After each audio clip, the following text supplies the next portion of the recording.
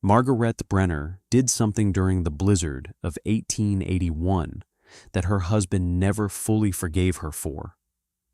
She opened the door to Oscar Haim's son and his freezing family, even though Oscar had spent 2 years calling her husband a fool and a dreamer, and worse. She didn't ask Tobias. She didn't wait for permission. She heard the pounding on the door at 2 a.m. She saw Wilhelm Heim holding his infant daughter against his chest, while his wife Clara collapsed in the snow behind him, and she opened the door and pulled them inside. Tobias was awake by then. He stood by the stove that was barely burning, the stove that didn't need to burn because warm air rose through the floor all winter, and he watched his wife save the family of the man who had mocked him. "They'll die," Margaret said. It wasn't an argument. It was a fact. "I know," Tobias said. He didn't move to help. He didn't move to stop her. He just watched while his wife and son carried the half-frozen woman to the warm corner by the floor vent, while they wrapped the baby in blankets, while they brought the family that had laughed at his buried pipes into the cabin those pipes kept warm. Later, when everyone was alive and warming, when the baby was crying with the healthy cry of an infant who would survive, Wilhelm Heim looked at Tobias with something complicated in his face. "Your floor is warm," Wilhelm said. "There's almost no fire. How is your floor warm?"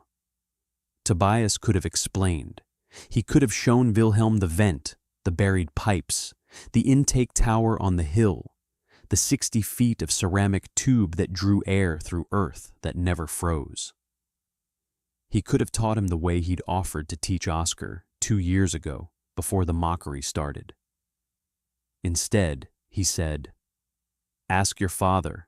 He knows everything about building." Was that cruel? Tell me in the comments what you think, because I've turned this moment over in my mind for a long time, and I still can't decide if Tobias was wrong to be bitter or if he owed Wilhelm an explanation that might save more lives in the future. Let me tell you how the buried pipes worked. Then you can judge for yourself whether Tobias had earned the right to his silence. The earth has a temperature. Not on the surface. The surface freezes and thaws and bakes and cools with the seasons. But below the surface, below the frost line, below where winter can reach, the earth holds steady at around 50 degrees year-round. In Wisconsin, that meant digging down about 5 feet to escape the frost, 6 feet to be safe. At 6 feet deep, the soil stayed between 48 and 52 degrees, whether the air above was 90 in August or 30 below in January. 50 degrees doesn't sound warm. It's not warm, not compared to a heated cabin. But 50 degrees is warm compared to 30 below. 50 degrees is the difference between air that steals heat from your body and air that gives heat to your body. Tobias understood this from his years in the Ruhr Valley mines. The deepest tunnels stayed the same temperature year-round, cool in summer, warm in winter. Miners who worked at depth complained about the heat in July and praised it in January. The earth itself was a temperature regulator, a massive thermal battery that absorbed heat in summer and released it in winter. The question was how to bring that regulated temperature into a home. The answer was pipes, buried pipes that drew outside air through the earth before delivering it to the living space. Here's how Tobias built the system. He started with a stone intake tower on a small hill about 70 feet from where he planned to build the cabin. The tower was simple, a 4-foot stone column with a cap to keep rain out and openings to let air in. It looked like a small chimney standing alone in a field, and that's exactly what people thought it was. From the base of the tower, he ran ceramic pipe underground. 60 feet of 4-inch diameter pipe, buried 6 feet deep, sloping gently downward toward the cabin site. The slope mattered. It ensured that any condensation would drain toward the cabin rather than pooling in the pipe. The pipe entered the cabin foundation and connected to a vent in the floor. That was the entire system. No moving parts, no fuel, no maintenance beyond occasionally checking that the intake wasn't blocked. When the wind blew, and on the Wisconsin prairie, the wind always blew, air pressure pushed through the intake tower and down into the buried pipe. As the air traveled through 60 feet of earth temperature ceramic, it exchanged heat with the surrounding soil. Cold winter air entered at 30 below and emerged at 45 degrees. Hot summer air entered at 90 and emerged at 55. The cabin received a constant supply of tempered air, year-round, for free. In winter, that 45-degree air rising through the floor didn't make the cabin warm by itself, but it made the cabin much easier to heat. Instead of fighting 30 below air infiltrating through every crack, the stove only had to raise the temperature from 45 degrees to comfortable. That meant burning maybe a third of the wood that neighbors burned, and maintaining steady warmth instead of the constant cycle of too hot after stoking and too cold before. Subscribe to Winter Whispers and tell me where you're watching from. Because what happened next is why I still don't know if Tobias was right to stay silent. Tobias built his system in the summer of 1879, before the cabin walls went up. He dug the trench himself with help from his son Friedrich, working in the cool mornings before the July heat became unbearable. 60 feet of trench, 6 feet deep, took them 3 weeks. Oscar Heim rode over on the second day of digging. He was a successful farmer who had arrived in Wisconsin 15 years earlier and prospered by doing things the way everyone else did them. He didn't like newcomers. He especially didn't like newcomers who did things differently. "That's a long grave you're digging," Oscar said from horseback, looking down at Tobias standing waist-deep in earth. "It's a heating system," Oscar laughed. "Stays 50 degrees year-round below the stays 50 degrees year-round below the frost line. Air passing through pipes at that depth." "I've been farming this land for 15 years, Oscar interrupted. "I know what stays what temperature. What I don't know is why a man would dig a grave-sized trench for something that won't work when he could be building a proper cabin with a proper stove like everyone else." Tobias set down his shovel. "In the Ruhr Valley, we used similar systems in the mines. The deep tunnels stayed warm in winter because this isn't a mine, this is Wisconsin. We don't need German engineering tricks here. We need cabins and stoves and firewood, same as always." Oscar wheeled his horse. "You're wasting your time, but I suppose a man has to learn some lessons for himself." He rode away. Over the following months, he told everyone in the county about the German who was digging a grave for his heating system. Brenner's Folly, he called it. The name stuck. By the time Tobias finished the cabin in September, the buried pipe system was a joke that everyone knew. Men laughed about the engineer who thought he could heat a house with dirt. Women shook their heads at poor Margaret, married to a man with his head full of theories instead of sense. Tobias heard all of it. He kept working. The first winter was cold, not exceptional, but cold enough to test the system. Temperatures dropped to 20 below in January, stayed there for 2 weeks, dropped again in February. Tobias burned 4 cords of wood. His nearest neighbor, building to the same size with a conventional stove, burned 11. The difference was the floor vent. All winter, air rose through that vent at 45 to 50 degrees, never hot, but never cold either. The cabin stayed comfortable with a small fire. The stove barely worked. The woodpile barely shrank. Oscar heard about this, but didn't believe it.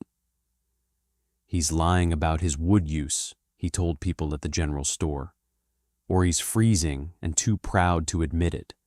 Nobody heats a cabin through a hole in the floor." The second winter was harder. Temperatures dropped to 30 below in early December and didn't climb above zero until March. Families ran out of firewood. People burned furniture. 2 elderly settlers in the next county froze to death when their supplies ran out. Tobias burned 5 cords. His cabin stayed warm. Oscar's son Wilhelm had married Clara that fall. Oscar built them a cabin on the edge of his property, a conventional cabin with conventional construction, because Oscar knew what he was doing and didn't need advice from dreamers with buried pipes. Wilhelm and Clara burned 14 cords that winter and still couldn't keep the cabin above 40 degrees during cold snaps. Clara was pregnant. The cold worried everyone. Margaret visited in February, bringing soup and bread and quiet concern. She noticed Clara shivering in 3 layers of wool. She noticed the frost on the inside of the windows. She noticed Wilhelm feeding the stove every hour, fighting a losing battle against cold that poured through walls and gaps, and a single door that opened directly into the living space. "You could come stay with us," Margaret offered, "until the weather breaks. We have room. The cabin is warm." Clara looked at Wilhelm.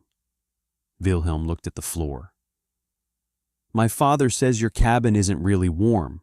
He says your husband lies about the wood he burns." Wilhelm's voice was quiet. "I don't know what to believe. But I can't take help from someone my father says is a fraud. It would cause problems." Margaret didn't argue. She left the soup and bread and went home to her warm cabin with its buried pipes and its gentle floor vent, breathing 50-degree air into rooms that barely needed a fire. She told Tobias about the conversation that night. "Let them freeze then," Tobias said. His voice was flat. "Let them freeze in the cabin that Oscar built with his 15 years of wisdom. Let them see what proper construction gets them. Clara is pregnant. I know. The baby will come in March, in that cold cabin. I know."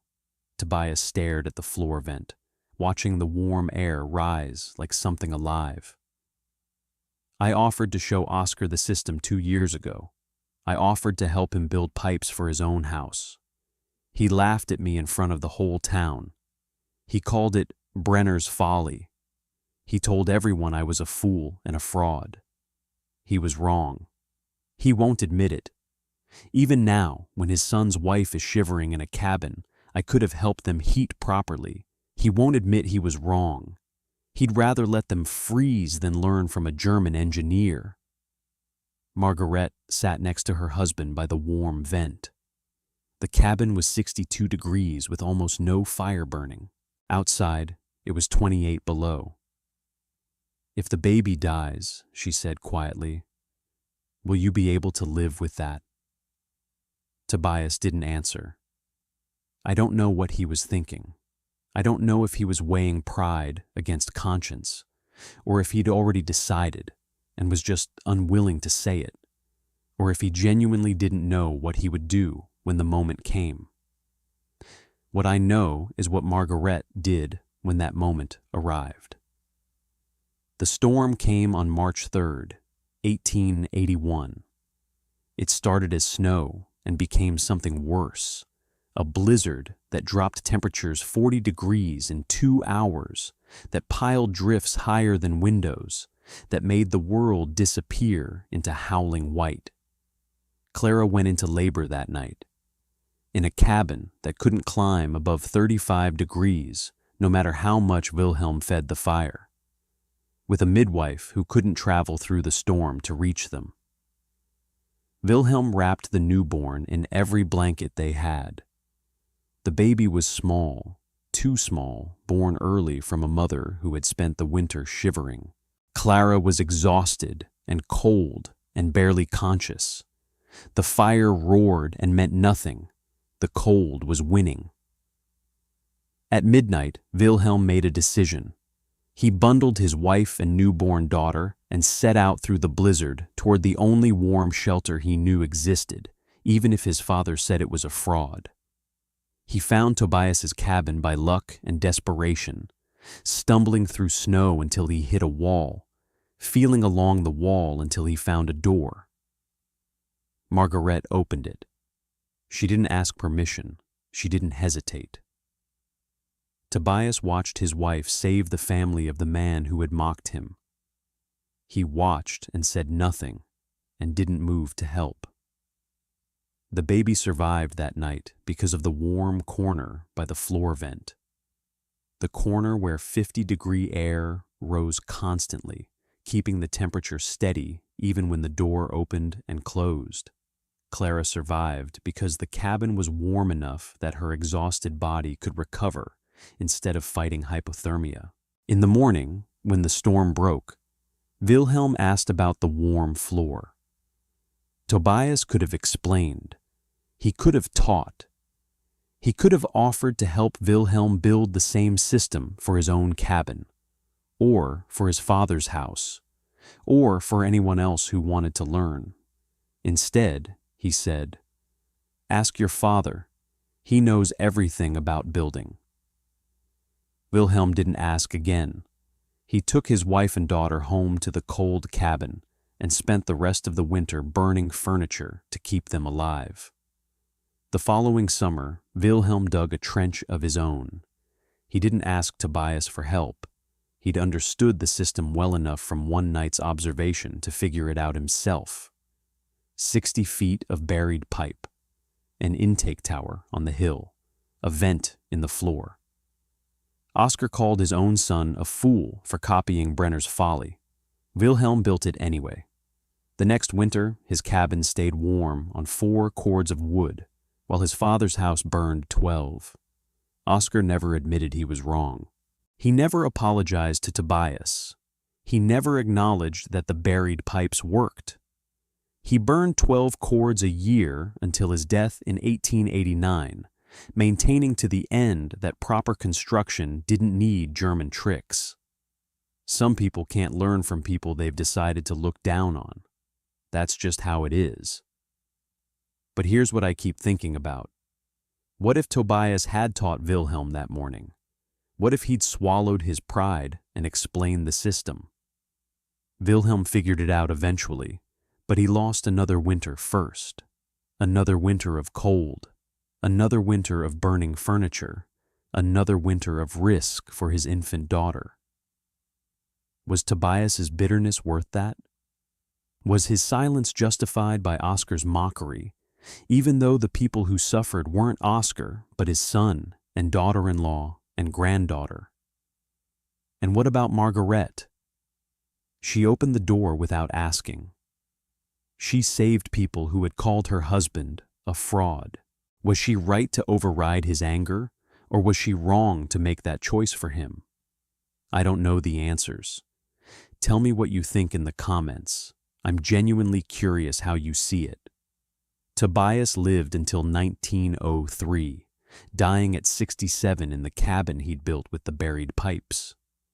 By then, a dozen homesteads in the area had copied his system. Not from his teaching, but from observation and word of mouth. People figured out that the Brenner place stayed warm on minimal wood, and some of them were curious enough to investigate. Friedrich, his son, became an engineer himself. He documented his father's earth tube system in a paper he submitted to a technical journal in 1897. The paper was rejected. The editors thought the claims were exaggerated, but Friedrich kept the notes. His grandson donated them to the Wisconsin Historical Society in 1962, where a researcher found them 30 years later while studying vernacular heating systems. Modern earth tube systems, sometimes called earth-air heat exchangers or ground-coupled heat exchangers, work on exactly the same principle. Buried pipes, earth temperature moderation, passive or low-energy air movement. They're used in green buildings and passive houses around the world, often without any knowledge that a German immigrant in Wisconsin figured out the same thing 140 years earlier. 60 feet of buried pipe, a vent in the floor. Warm air rising all winter without fire. If this story taught you something about how the earth can heat your home, subscribe to Winter Whispers. We have more stories about people who understood what the ground could do when others saw only dirt. And tell me honestly, if someone had mocked you for 2 years, if they'd called your work a fraud and turned your name into a joke, would you teach their son when he came asking? Would you swallow your pride and help, or would you make him figure it out himself? I'd like to think I'd teach. But I've never been mocked like that.